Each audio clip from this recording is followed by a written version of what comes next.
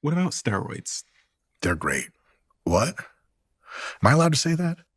What are steroids? And you said you take steroids. Mm-hmm. Do you take steroids all the time? And Mm-hmm. what is the impact? So say if you weren't taking steroids, how different would you look? I know this because I used to not take steroids. And when I wasn't taking steroids, I weighed about, at a body fat similar to this, I would have to weigh probably 180 to 190 pounds, more like 180, and this kind of body fat level. I currently weigh 216 pounds because I'm on a moderate amount of steroids. A few weeks ago, actually earlier last week, I was on higher amounts of steroids. And with this same level of body fat, I weighed 227 pounds. So we're talking about 30, 40 pounds of muscle tissue difference between steroids and not steroids. Have you got a picture of before and after? Before, when you didn't use steroids and you trained, and then after? Yeah, it's got to be somewhere. Okay. We'll try and get it just for visual context. Sure. You said they're great. I was kidding. Oh, right. They're great for putting on muscle if you want to jettison your long-term health and longevity to some extent, yes. And your current psychological stuff. Yeah. As someone that's never done it, give me a window into what do? You inject it somewhere? You can take steroids orally through pills, or you can inject it into muscle. Okay. So usually you would inject it into your quads. A lot of people do their shoulders, and some people, if they're flexible enough, do their glutes. And how quickly do you notice a difference, and how big is the difference? Just to give me sort of like your... As far as jackness is concerned? Yeah. So if I start taking steroids now, yeah, how long would it be before I notice a difference, and how extreme would the difference be in your opinion? Visually, after a few months, you would be like, oh, wow, okay, this is some other shit. After a week or two, you'd be like, I don't know. My workouts feel pretty good. Psychologically, if you're especially introspective and perceptive and you're sensitive to the psychological side effects, which I'm greatly sensitive to, I notice in 30 minutes of taking steroids. And if I did the same exact workout but took steroids, would I get different results, or would I have to ramp up the workout that I'm doing to see those different results? Both. Okay. If you have the same workout and you take plenty of steroids, you can literally double your muscle gain from that workout. If you understand that steroids also allow you to recover faster and better and more completely, you can take your workout and magnify it, more sets, etc., more sessions per week, and then you would grow like 2.5 times as much muscle. Sounds exciting, but there's always a downside for these things in life, isn't there? There are a few downsides, yes. What are the downsides that no one's talking about? That no one's talking about. So there's cosmetic downsides. You get an increase in body hair growth. This is especially profound if you're female, but if you're a male, that's a thing. I have hair that grows on my ears. I have hair that grows on the outside of my nose. I have to shave the front of my nose. Now, a lot of that's just being a Russian Jew, and his hair just grows out of our eyeballs, but shit happens. You get pimples, you get stuff like that. Over the longer term, you get a substantially increased risk of heart disease. If you're smart, you take blood pressure drugs to counteract the blood pressure increase. If you're dumb, you take it on the chin, and you have a high probability, much higher, of kidney failure later in your life and losing your limbs and your vision and all that good stuff that comes with that. There is an increased probability or severity of cancer. Steroids increase the probability of damn near every disease, kind of central systemic disease that you can have. But that usually happens much later. And so while you're on them, you deal with the cosmetic side effects, increased probability of balding, and the psychological side effects, which are highly unpleasant. I can get into in a bit. If you're a teenager, there's an entire class of steroids that close your growth plates early. So if you're under the age of definitely 22 as a male and you take steroids, there's a very good chance you will never reach the adult height you were supposed to reach if you just let nature do the thing. So when teenagers take steroids, this is almost always categorically a super, super terrible idea. Also, they're not intelligent enough yet. Some teenagers are very smart. They're not wise enough yet to be able to make that trade-off appropriately. Mm-hmm. And so that's a huge sort of different topic. But the psychological side effects are a lot of times the things that are the approximately most displeasing part of taking steroids. Some people like them, but they're also a mixed bag. Tell me about the Before we get on to the psychological effects, what about libido? Because I've heard all kinds of things. I've heard it shrinks your balls, your willy. Something like half of all people will experience testicular shrinkage while using steroids. Your boy got lucky. My shit's all the same size. A lot of people, roughly half, will experience a decrease in ejaculate volume and a profound decrease in fertility. That does not mean you're not infertile. I know many people's children that were fathered when the people were on steroids. So if some people are like, I'm on gear, I could just bang away and nothing happens. Like, that's not true. Steroids have never been shown to change the size of your willy. There is no mechanism by which really they can do that. So that's not a problem. But steroids, depending on the steroids you take, depending on your own individual biology, depending on the ancillary drugs that you take along with it, steroids can either have no real effect on your libido, have a profoundly upregulating effect on libido, where like hunger, like you would not believe. And for other people, you get an increase in libido, but some steroids, for example, decadurabolin in some people, it's a type of steroid, radically escalates your libido. You turn in just as hungry, and at the same time gives you, in many cases, dependable inability to sustain an erection. So erectile dysfunction risk goes up a lot. That's a real big problem because like you want it, but it's not around for the picking there. So there's all that kind of stuff plays a huge role. And a lot of the other side effects are increases in anxiety, increases in aggression, increases in disagreeableness and probability of confrontation. Steroids have been shown decently well, this isn't super confirmed, to at least proximately, while you're taking them, substantially reduce your fluid intelligence. And they may, in the long term, reduce your overall intelligence, but it seems that if you stop taking them, you get most, if not all of that back, but maybe not all of it. So they do make you dumber. As a general heuristic, that's probably true. Of those psychological implications, which ones have you suffered with the most? Decrease in fluid intelligence, for sure. Radical increases in anxiety, or radical increases in aggression. I pride myself on never losing my cool. I've never screamed at anyone. I've never gotten physical with anyone. But the ideas in my head that tell me to do things tell me to do unspeakable things. Like what? They're unspeakable. I'd have to speak them. You really want to know? Mm-hmm.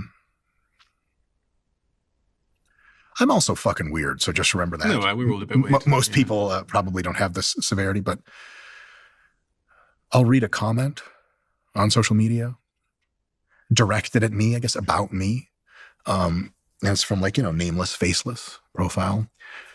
And I begin to fantasize about what it would be like and how much sublime pleasure I would receive in hurting that person at a deep physical and emotional level, badly. Hurting them in such a way that they're never going to walk right again and they're always going to remember me and how they dared to cross me. Do you know what honor culture is? No. Like the idea that like in the hood, you step on someone's like a gang member's Nikes and he just blasts you away and goes to jail for 20 years. Over what? Steroids, the honor culture comes from maleness. It comes from testosterone and other brain structures, of course, but the more testosterone, and steroids are all testosterone-like molecules, if you have 10 times the testosterone-like action affecting your brain, your proclivity to falling into honor culture-like behavioral patterns and thought patterns increases to an enormous extent. So you tend to take things that are not meant in any poor way as affronts. If they're actually meant as affronts, you tend to catastrophize them in your head. And like, this is the thing. Like, I'll be brushing my teeth in the morning in the shower and like thinking about people in my life that have wronged me. I've never been wronged in a real serious way. And I'll just be like, those motherfuckers. Uncontrollable fantasies of rage and aggression and righteous anger and revenge. I hate that. Like, as a philosophical-minded person, I just want to hug everyone in the world. Right now, I'm on not so high levels of steroids. And I'm just, man, I make jokes with I'll start conversations with random people in the street, no problem. And so when these thoughts consistently enter my mind on higher doses, I'm just like, oh, why? And I'm never like, I should be feeling like this. I'm like, this is really annoying and really terrible. So if there are all of these physiological and psychological implications, which, you said it basically increases your chances with all of the major diseases, from cardiovascular diseases to cancers to other diseases. But then also there's this ongoing psychological consequence of taking steroids. What's the point? That's a good question. Recently, I've taken a probably several year backseat away from competitive bodybuilding, precisely because I have a lot of really good things going on in my life. And I'm going to need my brain and my more fluid civility to deal with them best. And for a couple of other reasons. So right now is an interesting time to ask me why I do it, because I'm kind of like winding that down big time. But the real reason is one of the reasons that I started steroids is I was drug-free for a long time, and I was starting to become a kind of an educator in fitness and a promulgator of opinion. And a lot of the people who were in the industry at the time, this is not as true anymore. Now drug-free bodybuilding and fitness is exploding, which is a beautiful, wonderful thing. But back when Nick and I came up, to be relevant in the fitness industry, you sort of had to be like super, super jacked and super, super lean. It's nothing we were going to accomplish drug-free. So we were like, oh, if this is where the road leads to being taken seriously as a thinker in the space, let's do it. Another thing is I really like being, or at least for a long time, liked being enormous and ripped. Why? And just like like, you ever see how a 4-year-old looks at like a garbage truck or a tank or an airplane? Like, just that. Why? It's as simple as that. Biology. And I'm at the extreme end of masculinity brain-wise to begin with. And so you see a movie where like the Hulk rips off an airplane wing and throws it. Some people be like, whoa. Some people are like, ugh, I hate this movie. And some people are like, oh my God, I want to just be that whole thing. Why? I want that. It just feels good. But do you know why? Because have you got any hypothesis as to why you versus someone else? Because the average person doesn't have that feeling. Mm-hmm. So have you been able to figure out in hindsight why you were so taken by being big? I have a few ideas. I'll caveat this idea with the following. A retrospective analysis of why you do things is almost always grotesquely flawed. Most of why we do things is a combination of variables we don't understand and genetics. And so like the whole life story arc, well, it all started when a teacher in the 3rd grade, like that's bullshit. That's a backwards justification you made up.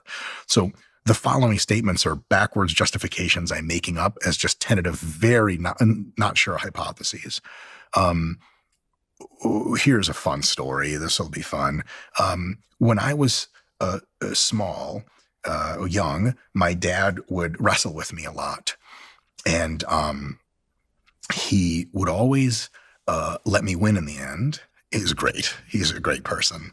And he would always tell me that I was strong and capable. And then in like end of elementary school all the way through the beginning of high school, I was bullied. Honestly, like literally a few times. I think I was just the wrong person to bully, because that very temporary state of disenfranchisement and powerlessness, I'm never going to be bullied again. To put it simply, I wish I was logical enough that when, like, if I was getting robbed by someone at knife point, or not even knife point, just a guy, try to be like, hey man, get out of my way. No. I said, get out of my way. I'm going to die here before I move out of your way. You're either going to treat me with respect, or one of us is either going to jail or the morgue or the hospital. Mm-hmm. It's a terrible thing to think. It's stupid beyond belief. Just be like, sir, my apologies. Please keep going. But what were you bullied for?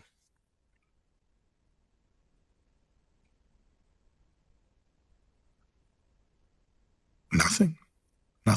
Kid just wanted to bully people. I want to understand the content of what was going through your brain at the time, like what you were thinking in that moment. Because I think we can all think back to, well, unfortunately, too many people can think back to a time when they were bullied in some way, whether it was a day or whether it was something that was a bit more prolonged.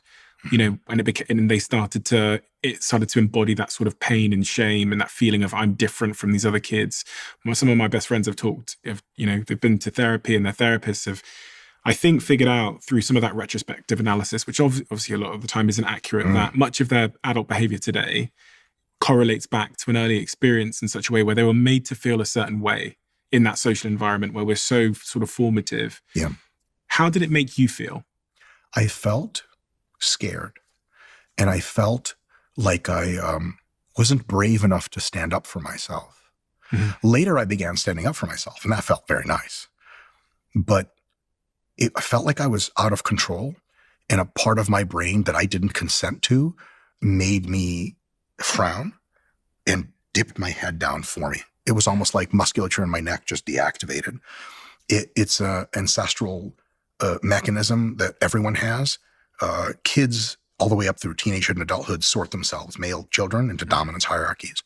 It's just the dominance hierarchy sorting itself. And someone confronted me, and I automatically sorted myself beneath them. I felt beneath someone. I felt weaker, more inferior, less apt, less capable, less confident, less strong. And I didn't even have consent to it. It's not something I chose. I was like, well, this kid will beat me up. I better not. It was totally a subconscious behavior. And looking back on it, I did not enjoy how that made me feel.